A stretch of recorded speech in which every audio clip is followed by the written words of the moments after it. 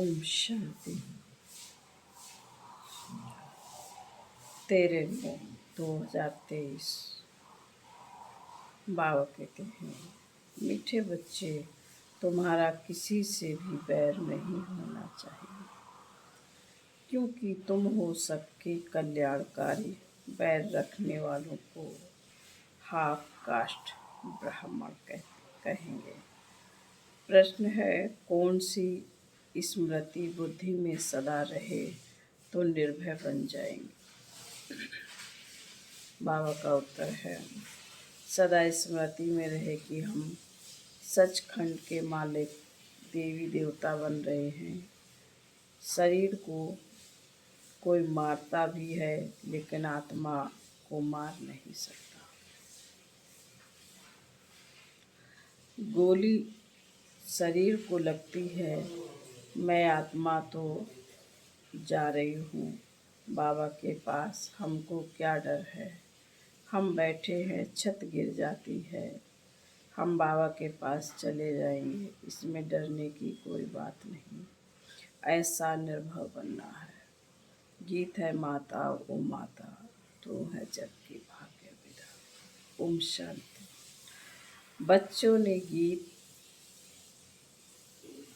बच्चों ने जगत अम्बा की महिमा सुनी। अब मनुष्य तो सिर्फ गाते रहते हैं, जगत अम्बा के मेले लग रहे हैं।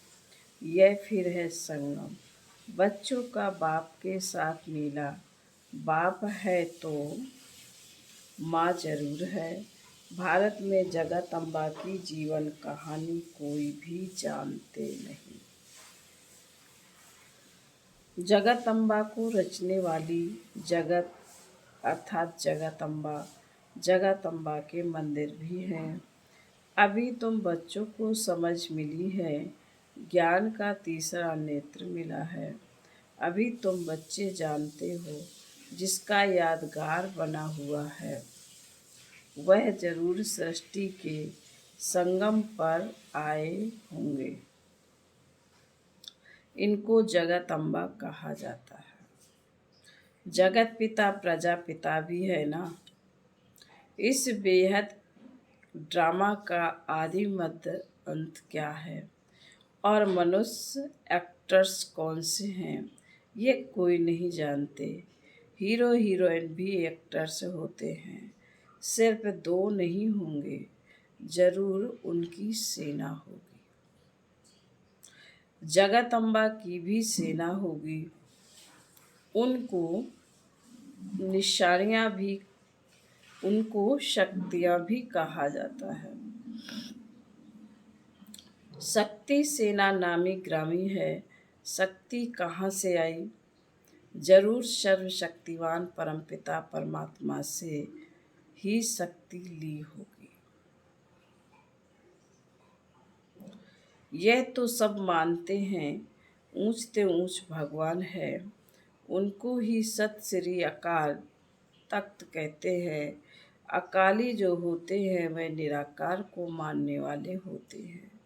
सिख ग्रंथी गुरु नानक को मानते हैं, कहते हैं गुरु नानक देव हैं। उनकी जो पीढ़ी होती है, उनके 10 बादशाहों के नाम भी भिन्न भिन्न हैं। कोई का सिंह, कोई का दास, कोई का चंद भी नाम होगा। सबके नाम भिन्न भिन्न हैं, और अकाली जो है वह अकाल मूर्त को मानते हैं। सत श्री अकाल, यह किसकी महिमा की? परमपिता परमात्मा की। तो सिद्ध करते हैं, सत सिर्फ एक श्री श्री अकाल मूर्त परमात्मा ही है। तुम कह सकते हो सत श्री अकाल, तुम उनको जानते हो, वह सिर्फ अक्षर कह देते हैं, अर्थ कुछ भी नहीं जानते।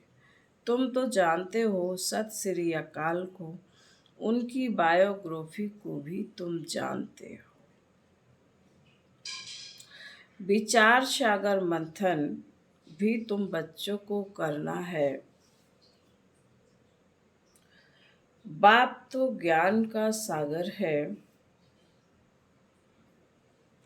उसने कलश माताओं को दिया है। जगदम्बा की अनेक बच्चियां और बच्चे हैं। यह जगदम्बा है, फिर पिता भी जरूर है।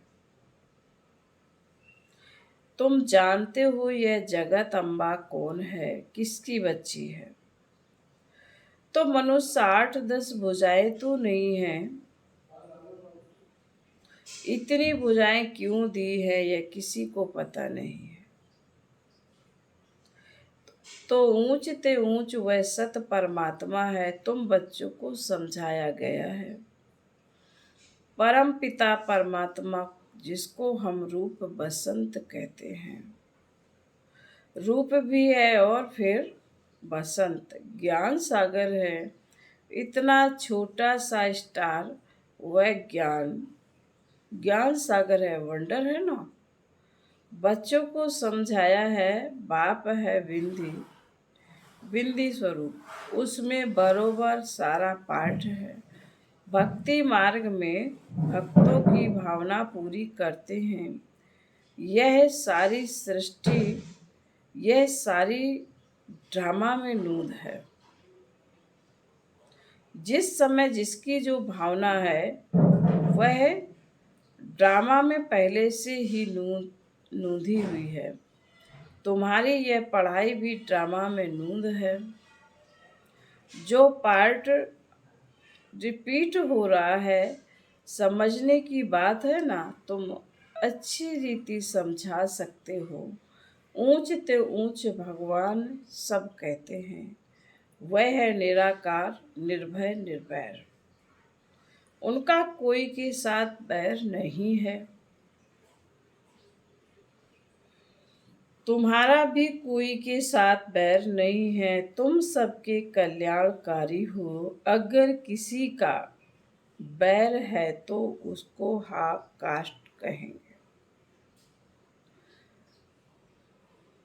आधा शूद्र आधा ब्राह्मण, यह विकारों की खाद कंप्लीट निकल जाएगी, तब सच्चा ब्राह्मण कहेंगे। अभी तो आधा आधा है। कलयुगी तमो प्रधान संस्कार भरे हुए हैं, वह निकलने हैं। अभी तुमको न देवता न शूद्र, बीच का ब्राह्मण कहेंगे। वह भी संपूर्ण नहीं बने हो।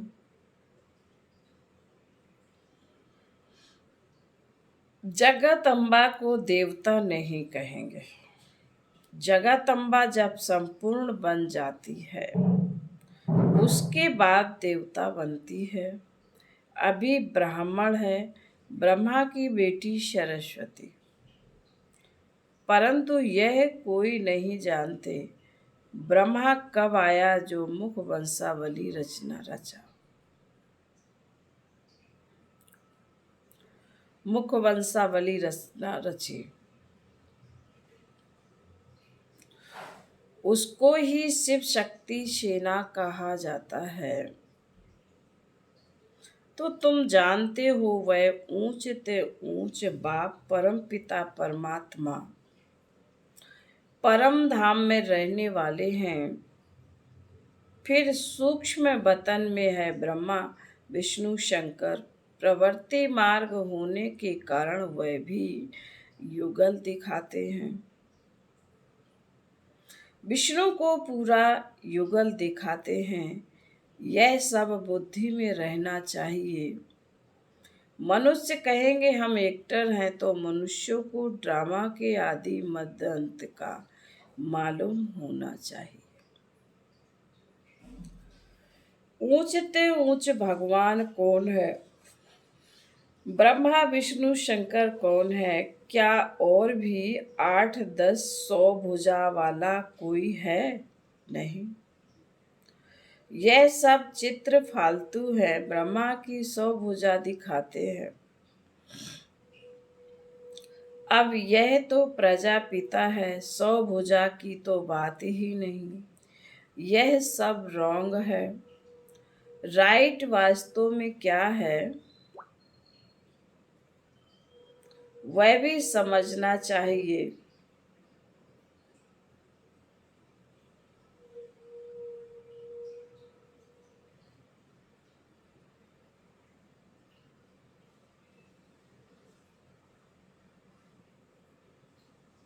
ऊंचते ऊंचे भगवान जो परम धाम में रहते हैं वह स्टार।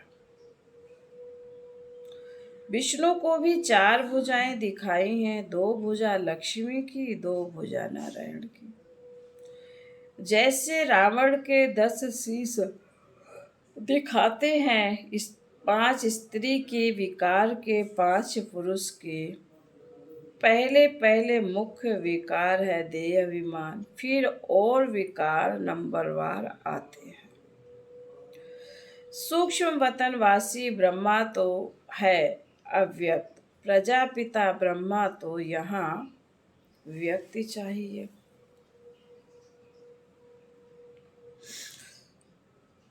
यह जब संपूर्ण बन जाते हैं तो सूक्ष्म वतन में फरिश्ते बन जाते हैं।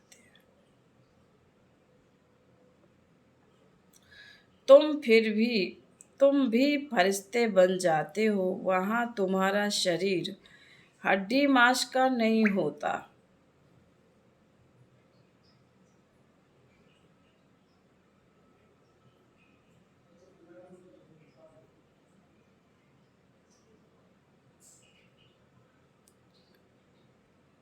बाबा कहते हैं उनको फरिश्ता कहा जाता। ब्रह्मा तो प्रजापिता यहाँ है, फिर विष्णु को 2 रूप से पालना करेंगे। शंकर तो है सूक्ष्म वतन में। यह बड़ी समझने की बातें हैं। इतनी दूरादेशी बुद्धि कोई की है नहीं। तुम्हारी बुद्धि एकदम मूल वतन सूक्ष्म वतन तक चली गई है। सूक्ष्म वतन अब रचा हुआ है। ब्रह्मा विष्णु शंकर की भी रचना हुई है। जहाँ तक आ जा सकते हो तो ऊंच ते ऊंच भगवान, फिर ब्रह्मा विष्णु शंकर, फिर यह मनुष्य सृष्टि में देवी देवताएं हैं। देवी देवताएं बाकी 8-10 भुजा वाले या चंडिका देवी आदि तो है नहीं। इतने सब चित्र कहाँ से आए तुम्हारे पास? कोई हथियार थोड़ी हैं। यह सब हिंसक हथियार बैठ बनाए हैं। देवता तो होते हैं डबल अहिंसक। सूक्ष्म वतन में कोई हथियार आदि होते नहीं। चित्रों में कितने हथियार दिए हैं। इनको कहा जाता है गुणियों की पूजा। एक्यूपेशन को कोई जानते नहीं। बाबा आकर ब्रह्मा द्वारा नई रचना रचते हैं तो खुद बड़ा हो गया ना। तुम हो उनकी संतान, पोतरे और पोतरियां। समझने वाले समझते भी हैं, परंतु फिर यह नहीं समझते कि सबकी मौत होनी है। अभी भी कितने मरते रहते हैं। अखबारों आदि में कोई दिखाते थोड़ी हैं। नहीं तो नाम बदनाम हो जाए। भूख बहुत मरते हैं। एक समय मुश्किल से 2 रोटी मिलती है। तुम बच्चे जान गए हो सतयुग में लक्ष्मी नारायण का राज्य चलता है। 2 भुजा वाले ही मनुष्य हैं। बाकी सतयुग में कोई 8-10 भुजा वाली देवियां नहीं होती हैं। सेकंड नंबर में है राम सीता। वह भी यहाँ राजयोग से पद पा रहे हैं। कितनी सहज बात है समझने की। बाप कहते हैं तुमने बहुत वेद शास्त्र पढ़े हैं, अब तुम मेरे से सुनो। और जज करो। मैं तुम्हें सत्य सुनाता हूँ या वह असत्य सुनाते हैं? अगर वह सत्य सुनाते हैं तो तुम सत्यनारायण की कथा से सत्यनारायण क्यों नहीं बने हो?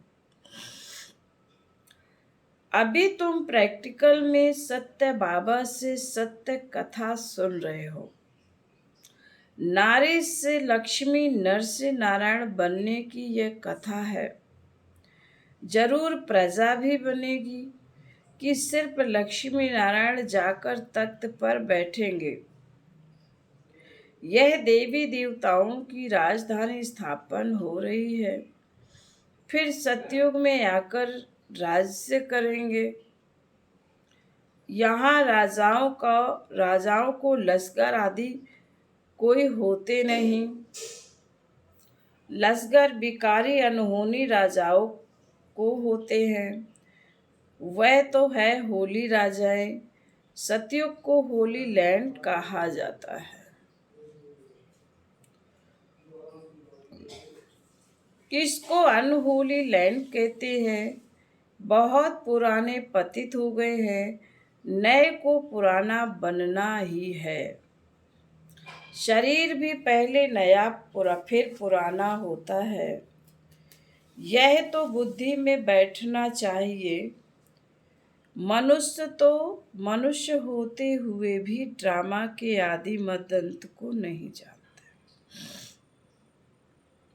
तुम जानते हो, ऊंच ते ऊंच शिव बाबा मूल वतन में रहते हैं। उनको निराकारी दुनिया कहा जाता है। आत्माएं बिंदियां भी वहाँ रहती हैं, परंतु बिंदी रूप ही दे तो कोई समझ कैसे सके? बिंदी की पूजा कैसे करेंगे? शिव बाबा के बिंदी रूप की पूजा कैसे करें? तिलक कैसे लगाएं? बाबा अमरनाथ पर भी गाए हुए हैं। बाबा सारा देख कर आए थे कि कैसे शिवलिंग बनाते हैं। कहते हैं वहां पार्वती को शंकर ने कथा सुनाई। अब पार्वती ने किस दुर्गति को पाया था जो उनको बैठ कथा सुनाई? वास्तव में तुम सब पार्वतियां हो। तुम जन्म मरण में आते हो और सदगति को पाने के लिए कथा सुन रहे हो। तो वहां पूछा शिवलिंग कहाँ है? तो बोला शिवलिंग तो आपे ही निकल आता है। अरे यह कैसा होगा? वहां कबूतर भी दिखाते हैं। कबूतर पिजन बात करना कभी सीखते नहीं। तोते को बात करना सिखाते हैं तो वह बोलते हैं, कंठी पड़ जाती है। तुम ज्ञान की कंठी पहनते हो। तो बाबा ने समझाया है, ऊंच तो है शिव बाबा। फिर वहाँ विष्णु शंकर प्रवृत्ति मार्ग दिखाने के लिए विष्णु को 4 भुजाएं दिखाते हैं। यहाँ मनुष्य सृष्टि में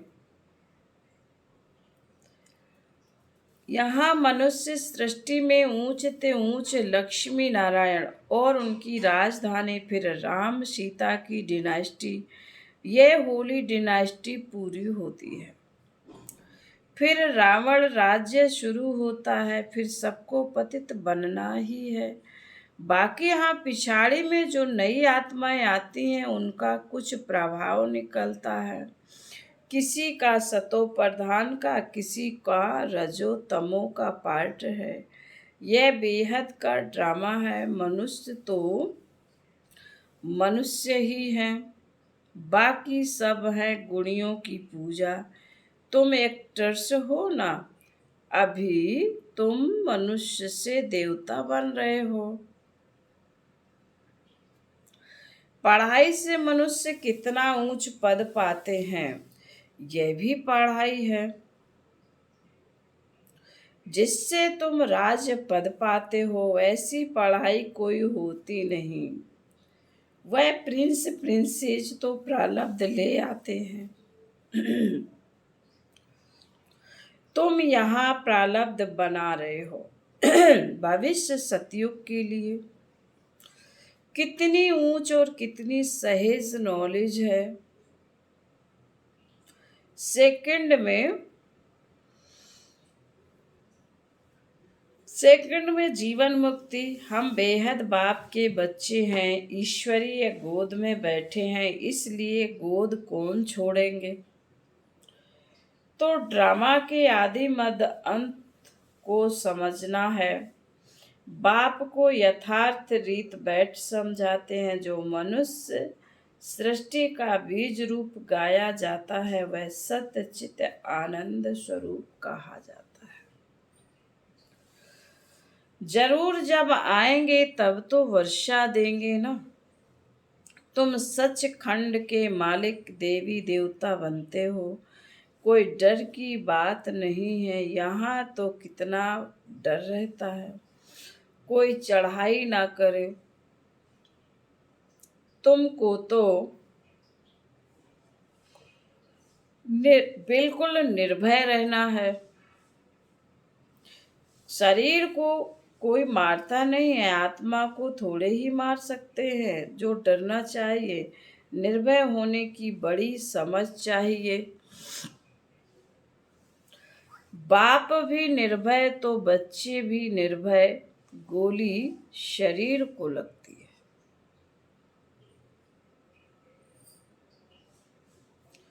मैं आत्मा तो जा रही हूँ बाबा के पास। हमको क्या डर है। हम बैठे हैं, छत गिर जाती है, हम बाबा के पास चले जाएंगे। निर्भय होने में टाइम लगता है। तुम हो जगत अम्बा के बच्चे, शिव शक्ति सेना। एक की तो महिमा नहीं है। तुम भी साथ हो, यह कमांडर है। तुमको रूहानी ड्रिल सिखलाते हैं। तुम उनके बच्चे हो, तुम हो लक्की सितारे। यह सरस्वती भी लक्की सितारा है। ब्रह्मा की बेटी, ब्रह्मा की बेटी है ना। उस ज्ञान सूर्य का चंद्रमा तो यह ब्रह्मा है ना। परंतु यह मेल होने के कारण माता पर कलश रखा जाता है। फिर बाबा कहते अच्छा, मीठे मीठे शकील दे बच्चों प्रति मात पिता बाप दादा को। फिर बाबा कहते अच्छा, मीठे मीठे शकील दे ब्रह्मा मुख वंशावली ब्राह्मण कुलभूषण स्वदर्शन चक्रधारी बच्चों प्रति मात पिता बाप दादा का दिल व जान शिकवा प्रेम से नंबरवार पुरुषार्थ अनुसार याद प्यार और गुड मॉर्निंग। रूहानी बाप की रूहानी बच्चों को नमस्ते। हम रूहानी बच्चों की रूहानी माता पिता बाप दादा को याद प्यार गुड मॉर्निंग और नमस्ते। धारणा के लिए मुख्य सार है। नंबर 1, कलयुगी सतो प्रधान संस्कारों को निकाल सच्चा ब्राह्मण बनना है। किसी से भी बैर नहीं रखना। नंबर 2, निर्भय बनने के लिए आत्माभिमानी रहने का अभ्यास करना। हम शिव शक्ति सेना हैं, हमें तो सचखंड का मालिक बनना है, इसी नशे में रहना है। कलयुग वरदान है, कलयुगी वायुमंडल में रहते हुए उसके वाइब्रेशन से सेफ रहने वाले स्वराज अधिकारी भव। स्वराज अधिकारी उसे कहा जाता है जिसे कोई भी कर्मेंद्रिय अपनी तरफ आकर्षित ना करे। सदा एक बाप की तरफ आकर्षित रहे, किसी भी व्यक्ति व वस्तु की तरफ आकर्षित ना जाएं। ऐसे राज्य अधिकारी ही तपस्वी हैं, वही हंस बगुलों के कलयुगी वायुमंडल में रहते हुए सदा सेफ रहते। जरा भी दुनिया में वाइब्रेशन उन्हें आकर्षित नहीं करते, सब कंप्लेंट समाप्त हो जाती है। स्लोगन है, बुरे को अच्छे में बदल देना ही ऊंच ब्राह्मणों की श्रेष्ठ शक्ति है। ओम शांति।